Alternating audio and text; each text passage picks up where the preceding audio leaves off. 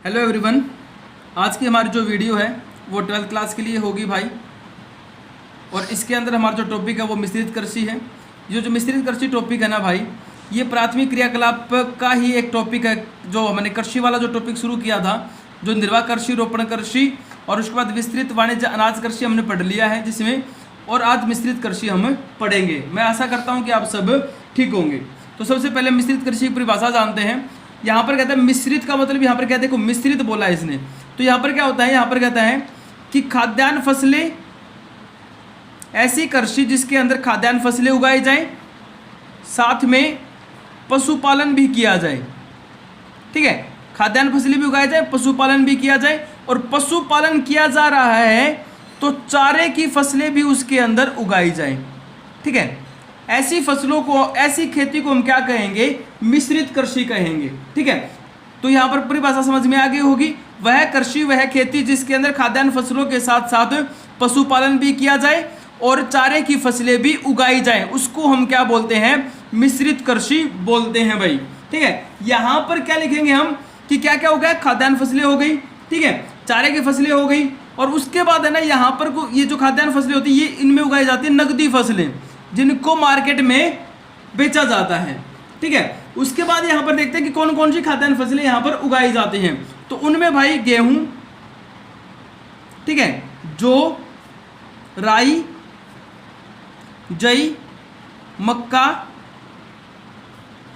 चारे की फसलें, ठीक है, जो पशुओं के लिए जरूरी होती हैं, कंदमूल, वो सारा का सारा इसके अंदर शामिल होता है। ठीक है, यहाँ पर क्या है कि देखो हमने ये विस्तृत वाणिज्य अनाज कृषि के अंदर भी पढ़ा था कि गेहूं है, जौ है, राई है, जई है, मक्का है। ठीक है, ये बात ये हमने पढ़ी है कि विस्तृत वाणिज्य अनाज कृषि में भी उगाया जाता है। तो एक बार डाउट ये आएगा दिमाग में कि विस्तृत वाणिज्य अनाज कृषि और इसमें अंतर क्या हो गया।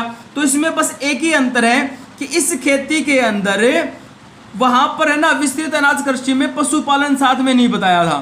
इसमें क्या होता है, इसमें पशुपालन भी साथ में होता है। ठीक है, पशुपालन होता है साथ में बड़े स्तर के ऊपर। ठीक है, यहाँ पर जो पशु होते हैं कौन कौन से पाले जाते हैं, तो अपने एरिया के जो मवेशी, जो पशु होंगे, हम मवेशी बोलेंगे। मवेशी का मतलब होता है किसी भी क्षेत्र के अंदर जो उस क्षेत्र के अनुकूल जलवायु में पाए जाने वाले जो पशु होते हैं ना, वो मवेशी होते हैं, जिसमें गाय होती हैं, भैंस होती हैं, ठीक है, या फिर ऊँट होते हैं, भेड़ होती हैं, वो सारे इसके अंदर शामिल होते हैं, सूअर होते हैं। ठीक है, और इसके अंदर एक आता है कुक्कुट। ठीक है, कुक्कुट पालन भी किया जाता है, जिसको हमें मुर्गी पालन कहते हैं। मुर्गी पालन बड़े स्तर पर किया जाता है। ठीक है, उसके बाद बात करते हैं कि यहाँ पर है ना इनका काम क्या है, ये किस लिए पाले जाते हैं। तो देखो भाई, मैंने कहा कि नकदी फसल, इसका मतलब क्या है कि इनसे ऊन, ठीक है, खाल, मांस, ठीक है, और दूध की पूर्ति की जाती है, यानी कि मार्केट में बेचने के लिए इनको पाला जाता है। इतने के जो इनसे प्राप्त होने वाले जो उत्पाद हैं, जो इनसे मिलने वाले जो सामान है, उसकी प्राप्ति के लिए इनको पाला जाता है। तो इसीलिए ये कृषि कहाँ पर की जाती है, कृषि की जाती है बाजार के निकट। ठीक है, क्योंकि जैसे ही उत्पाद प्राप्त हुआ और जल्दी से जल्दी बाजार में जाकर के उसको बेच दिया। ठीक है, तो इसकी एक विशेषता ये भी होगी कि बाजार के निकट उगाई जाती है, की जाती है। ठीक है, उसके बाद कहता है कि सस्यावर्तन, सस्य का मतलब होता है फसल। ठीक है, सस्यावर्तन की बात करें, और साथ में कहते हैं अंतःफसली, यहां पर दोनों प्रकार की कृषि होती है।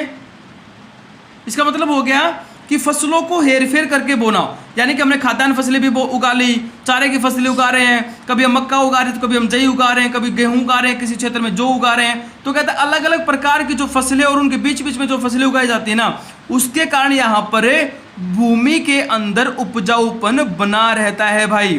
ठीक है, भूमि के अंदर क्या बना रहता है, उपजाऊपन बना रहता है, जिससे उत्पादन जो है ना बड़ा ही अधिक होता है। ठीक है, मृदा की उर्वरता बनी रहती है। उसके बाद बात करें इनके अंदर, तो कहता है यहाँ पर है ना अधिक मात्रा में पूंजी का निवेश किया जाता है। ठीक है, उसके साथ में प्रबंधन जो होता है उनका वो आधुनिक होता है, आधुनिक तरीके से मैनेजमेंट की जाती है। ठीक है, खेतों को और पशुओं का ध्यान रखा जाता है। सारा का सारा वैज्ञानिक कृषि यंत्र इसके अंदर शामिल होते हैं, यानी कि वैज्ञानिक कृषि विधियों को शामिल किया जाता है। ठीक है, साथ में बड़ी बड़ी यहाँ पर इमारतें भी होती हैं, रासायनिक खाद का प्रयोग किया जाता है। यानी कि यहाँ पर क्या है कि उत्पादन को बढ़ाने पर फोकस किया जाता है, ठीक है, जिससे क्या होता है कि अच्छी प्रकार से उत्पादन बढ़ सके।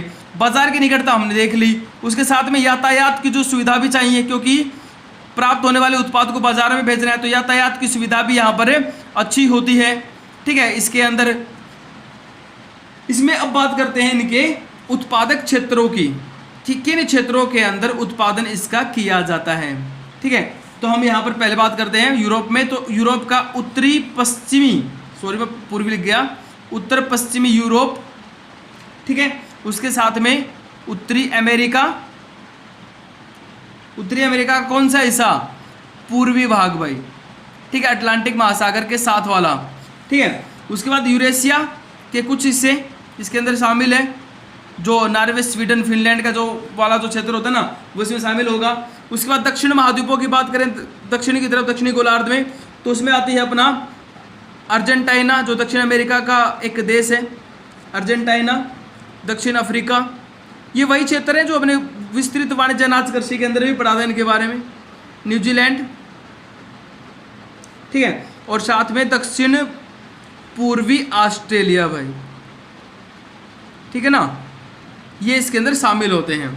और यहाँ पर कहता है कि कई जगह पर है ना, जैसे अमेरिका हो गया, यहाँ पर पशुओं को मक्का भी खिलाया जाता है ताकि वो है ना अच्छी प्रकार से मोटे हो जाए। मक्का खाने से मोटा हो जाता है पशु, अच्छी प्रकार से उन्हें मांस मिल सके, ठीक है।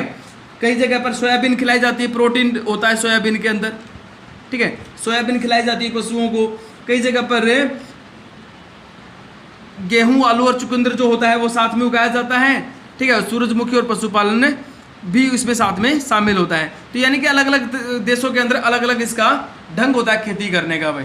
तो ये जो हमारा टॉपिक है वो यहीं पर कंप्लीट होता है, और मैं उम्मीद करता हूँ कि आप लोगों को समझ में आ गया होगा। एक बार वीडियो ध्यान से देखें, अपनी बुक पढ़ें, अगर फिर भी समझ में नहीं आता तो मुझे कमेंट बॉक्स में ज़रूर बताइए। Thank you.